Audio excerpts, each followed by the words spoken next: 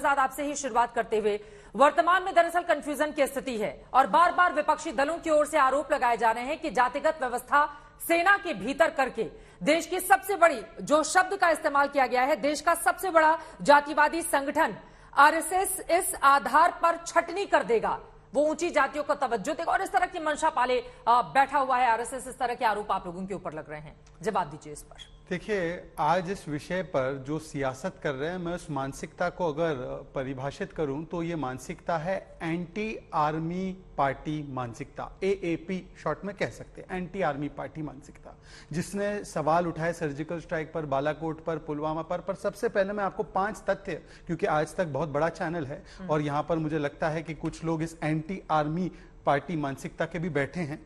आपको पहले मैं बता दूं, 2013 में सुप्रीम कोर्ट में आर्म फोर्सेस ने हलफनामा डालकर कहा था कि हम रिक्रूटमेंट इस बेसिस पर, कास्ट रिलीजन के बेसिस पर नहीं करते। आज इसको क्लियर भी आर्म फोर्सेस ने किया है, उनके रिक्रूटमेंट डायरेक्टोरेट ने ये क्लियरली कहा है कि जो army rules 1954 and defence service regulation 1987 इसके तहत जो रिक्रूटमेंट होती है उसमें कोई बदलाव नहीं किया गया है। तीसरा तर्क और तथ्य मैं आपके सामने ला रहा हूं, ये आपको प्लीज जूम करना होगा, ये 2021 का रिक्रूटमेंट फॉर्म है। मैं चुनौती देता हूं या जहां पर बैठे सभी लोगों को न्योता भी देता हूं, आर्मी के ज्वाइन army.nic.in में चले जाए, 2021 का रिक्रूटमेंट वाला फॉर्म निकाल ले, उसमें भी यही बातें लिखी गई है। तो ये अग्निवीर से जोड़ना सरासर गलत है। आप कह रहे हैं कि शुरू से ये परंपरा रही है जिसको फॉलो मैं आपको एक और बता रहा हूं, एक और चीज बता रहा हूं। अब ये देखिए, ये है यूपीएससी का रिक्रूटमेंट, उसमें नजर नहीं आ रहा है, अगर आप पढ़ के बता मैं आपको बता देता हूं। यूपीएससी का रिक्रूटमेंट फॉर्म भी है मेरे साथ में, इसके अलावा रेलवे रिक्रूटमेंट बोर्ड का भी फॉर्म है मेरे साथ में, और ये आधार का फॉर्म है। चारों में ये रिक्वायरमेंट है कास्ट और रिलीजन की। मतलब कि आप सोचिए कि क्या मानसिकता है कि जिस विषय को, मतलब जो पहले से चली आ रही है, और एक में नहीं, हर संगठन में, क्योंकि एडमिनिस्ट्रेटिव एंड ऑपरेशनल यूज के लिए वो लगती है, जैसे आर्म फोर्सेस ने सुप्रीम कोर्ट को कहा, वो मामले को सियासत का मामला इसलिए बना जा रहा है क्योंकि अग्निपथ बहाना है, सियासत इनको चमकाना है, राजनीति करना है और हिंसा भड़काना। एक लास्ट बात, ये व्यक्ति जो अभी हमारे साथ है, एंटी आर्मी पार्टी की मानसिकता वाले, इनकी पार्टी ने तो सवाल सर्जिकल स्ट्राइक बालाकोट पर उठाए थे, परंतु राघव चड्ढा जी वो है जिन्होंने एक बार कहा था कि ट्राइबल मिनिस्ट्री में पोस्टिंग एक बाबू के लिए पनिशमेंट पोस्टिंग होती है। ये उस समाज का आज वक्तव्य रखेंगे। और आखिरी बात, एक और लास्ट बात, ठीक है, आप अभी देर तक हम चर्चा करेंगे, जवाब ले लेते हैं। राघव चड्ढा जी, क्या विपक्ष भ्रम फैलाकर, खासतौर से आम आदमी पार्टी के ऊपर आरोप लगाए हैं शहजाद पूनावाला ने, आप उनको सुन रहे थे, क्या भ्रम फैलाकर अग्निवीर के नाम पर देश में आग लगाने की यह सियासत खेली जा रही है विरोधी दलों की ओर से? देखिए चित्रा जी, अग्निवीर जो नाम की स्कीम लाई जा रही है उसमें बहुत बड़ी बड़ी खामियां हैं, बुनियादी खामियां हैं, जिन पर मैं आपको विस्तार से बताना चाहूंगा।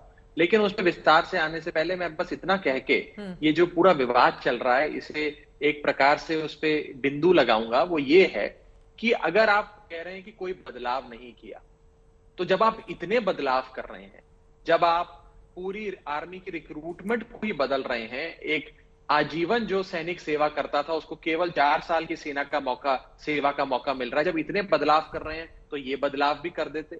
और कभी भी आधार कार्ड बनने से लेकर अन्य प्रक्रियाएं जो आपने बताई हैं, उनका कंपैरिजन कभी भी आर्मी की, सेना की रिक्रूटमेंट से नहीं होता, ना किया जाना चाहिए। ये सेब और संतरे का कंपैरिजन जैसे, नंबर 1। नंबर 2, चित्रा जी, मैं एक बड़ी बात रखना चाहता हूं जिसका जवाब आज तक बीजेपी के किसी शख्स ने नहीं दिया।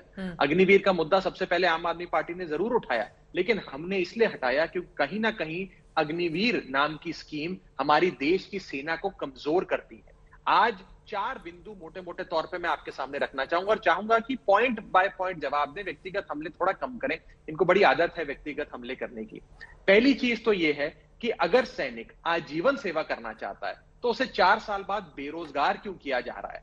एक सेंस ऑफ सिक्योरिटी और पीस ऑफ माइंड होता है चित्रा जी, जो आपके पास है क्योंकि आप जॉब कर रही हैं, मेरे पास भी है क्योंकि मैं भी एक काम कर रहा हूं, कि कम से कम हमारा एक कार्यकाल है कि हमें हटाया नहीं जाएगा। ऐसा नहीं है कि हमें 1 साल बाद, 2 साल बाद फिर रोजगार के बाजार में जाना पड़ेगा।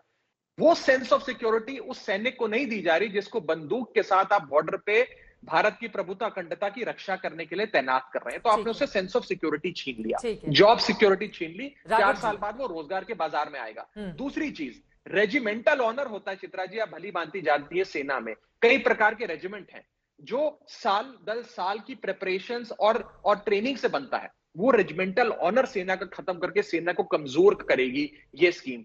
तीसरी बिंदु, ये किया क्यों जा रहा है? ये किया इसलिए जा रहा है कि सरकार की बैलेंस शीट गड़बड़ा गई है। ठीक है सरकार राघव चड्ढा जी, अब बड़ी विनम्रता से, इतना बढ़ गया है क्योंकि राज्यसभा के सांसद बनने के बाद आप पहली बार हमारे शो दंगल में आए हैं, इस वजह से मैंने आपको क्रॉस क्वेश्चन नहीं किया।